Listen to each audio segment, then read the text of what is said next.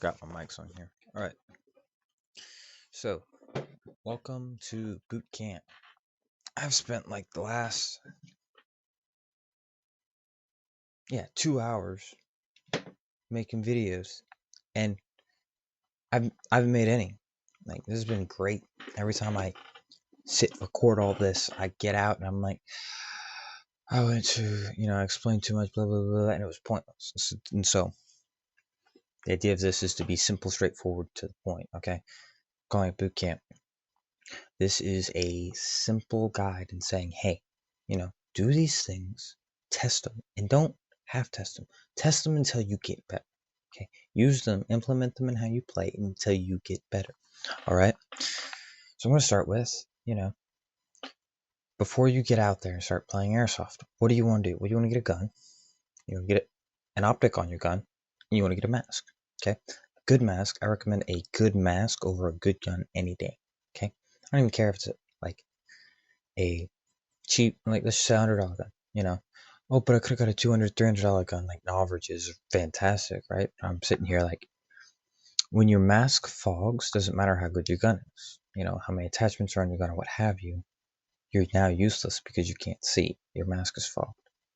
Get a good mask. If you need to get, if you need info on what a good mask is, ask me. I bought a lot. Okay, so yeah, get out there, get your gun, get your optic, make sure you can see through your optic with your mask, right? If you have a good mask, you'll probably be easy.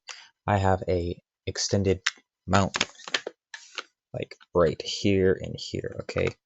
It's a rail raiser for this optic, so I can see easier, and I don't gotta like turn my head like that. I can sit like this instead of doing that, okay? Makes it a lot easier, so I can have my head higher and not have to tilt like crazy, okay? So I'd say go in your yard. If you can't do it in your yard, go to the field, whenever you can, and sight your gun in and sit there and just practice, practicing down sight. Get comfortable with your gun. Because if you can't shoot your gun, you expect to kill anyone. So, practice shooting your gun. All right, good. First step taken care of. I got a mask, got a gun, got an optic. I know how to use my gun now. Okay.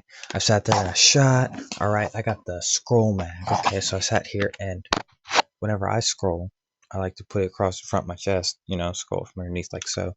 Because if you scroll like this or this, none of the BBs feed.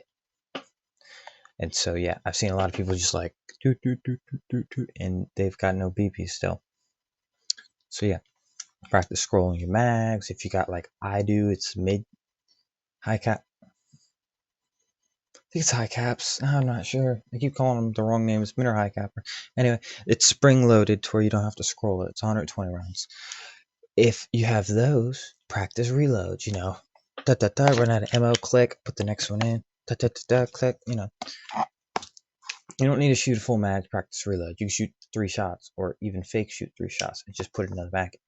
All right, practice mag reloads. Just get comfortable with your gun to where whenever a problem occurs, you're shooting, run out of BBs, pull your mag out, and you're not out of BBs, something jammed. Pull your mag out, let the BBs out, put it back in. Okay, it's shooting again. Or pull it out. You're out of BBs, flip gun mags, put the next one back in. Learn how to deal with your gun in a stressful situation.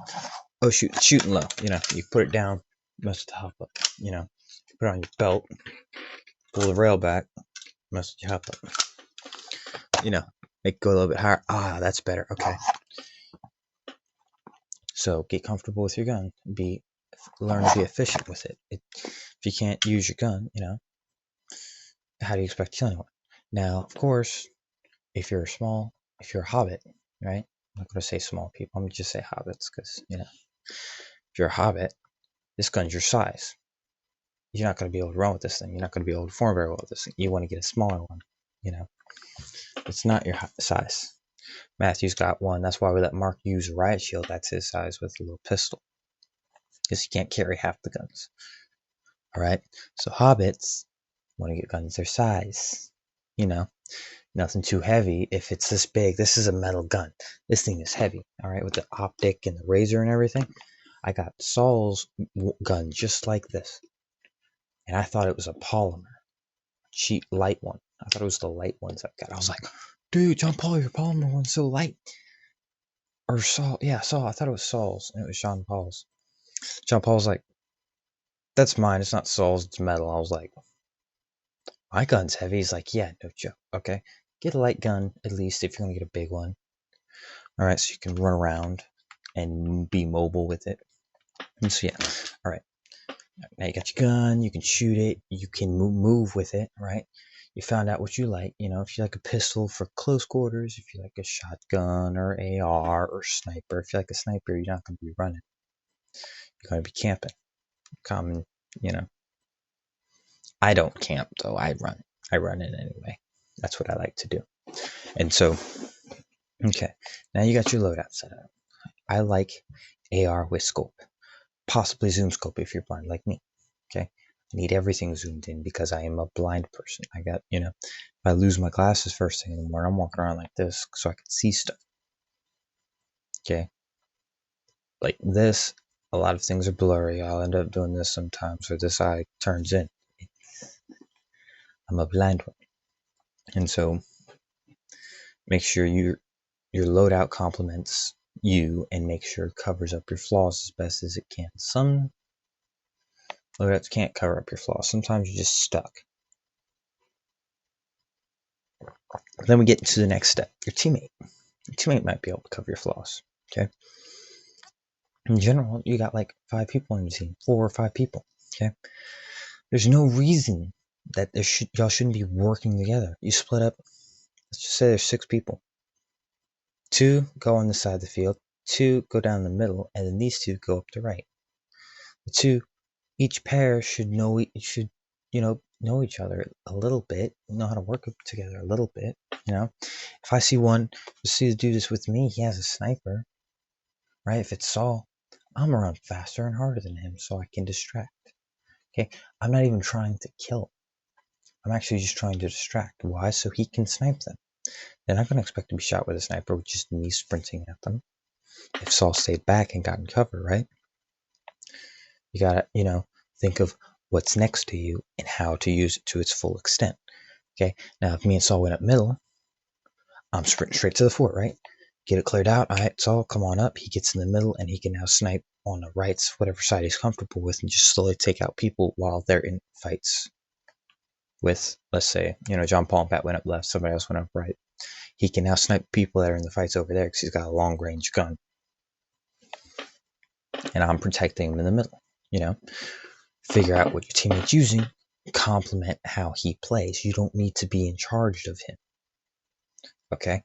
You need to both say, okay, you have this gun, I have this gun. You want me to do this since my gun will work there? And they say yes. It's like, okay, that's your job.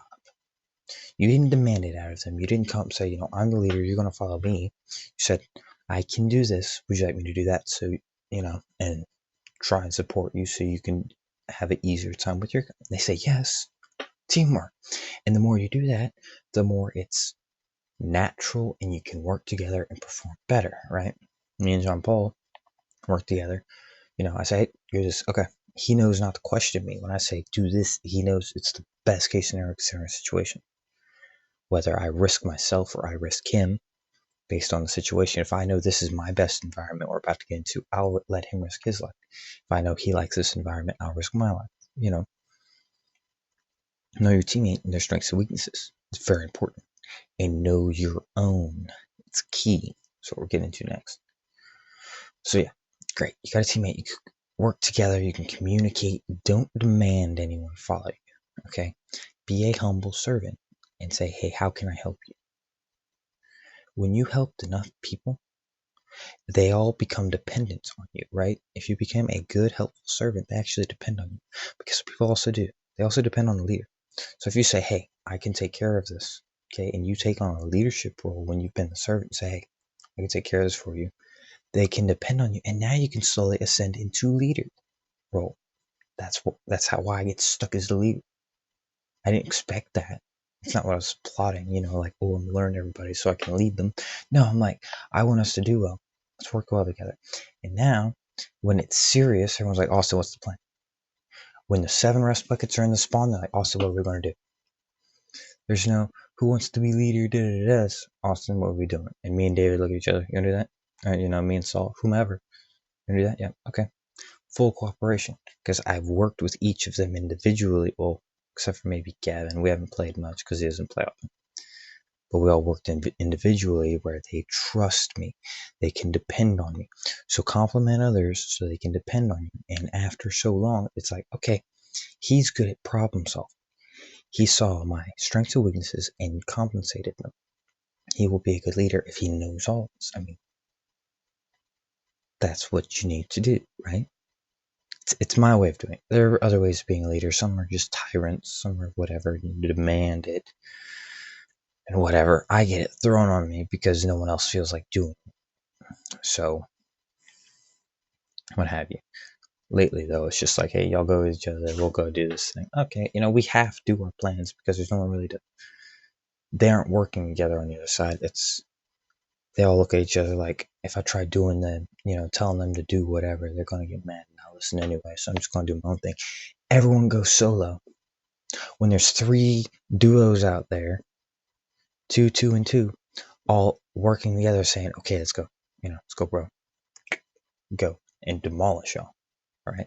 So I need to start pairing up and working together and covering each other's weaknesses. Now that we've said go help others so you can support them, we're going to get into you.